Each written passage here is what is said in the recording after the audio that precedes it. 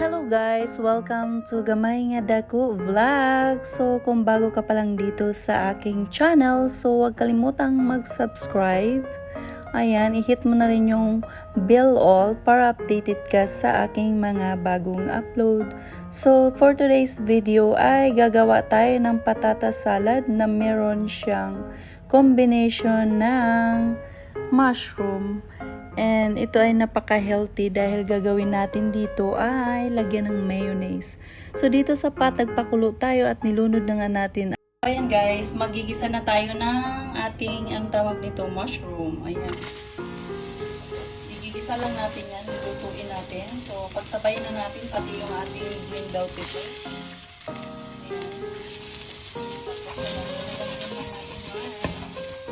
Lagyan lang natin ng salt. Ayan. Huwag lang natin siyang i-overcook kasi gawin natin yung salad. Ihahalo natin yung salad. So, ganyan lang. Mabilis lang itong maluto. Paano lang itong ating mabilis lang maluto itong ating mushroom guys. Ayan. Halo-haloin lang ng konti. After na, set aside na lang. Huwag na natin siyang i-overcook. So, ayan. Pwede na ito. Kailangan kasi nating palimigin to dahil cold salad ang ating gawin for today's video. So ito na yung ating isa sa mga ingredients sa ating salad. So mamaya na natin yan paghalu-haluin. So kailangan pa nating palambutin ang ating patat para sure na sure. Tapos ilalagay natin yan sa malamig na water mamaya. So hayaan mo lang siyang mag-boil. So ayan, malamig na tubig iyan. Tapos ilalagay lang natin ang ating patatas. Ayan, ito yung ating patatas. Lalagay natin sa malamig na tubig. Diba? So, hayaan lang natin yan. Sisit aside lang muna natin yan, oh. Ay, Diyos ko Lord. So, ganyan lang. So, guys, ito na yung ating salad, diba? Ayun, pakita ko lang sa inyo. May eggplant pa rin. Tapos, ito ang ating patat. So, i-assemble na natin yan para mabilis na, okay? Ito ay cucumber. Paghalo-haluin lang natin iyon. Tapos, ihahalo mo na rin tong onion. Ganyan na ang salad natin. Sobrang simple but yummy, delicious. Tapos, ayan na ang ating mga gulay-gulay. Ayan. Tapos, haluan na rin natin ng eggplant, no? Tansyahin lang kasi pwede naman hindi ito ihalo. Pero feel ko lang, gusto ko lang siyang ihalo.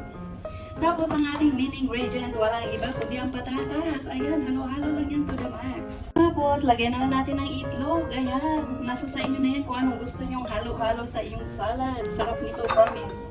So, ayan, a pinch of salt pa rin, hindi mawawala. Tapos, ilalagay na natin ang ating mayo. Ayan, lagyan natin ng mayo.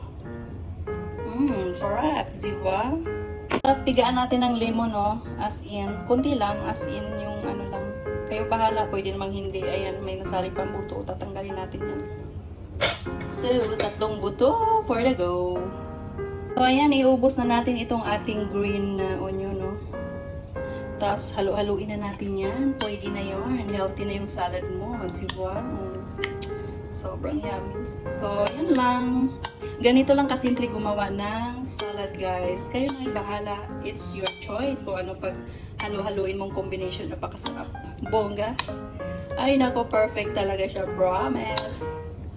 Pag ito ang nasa pagkainan nyo, ay nako, hindi ko rin maintindihan kung diet ba talaga or mapapadami ang iyong kain.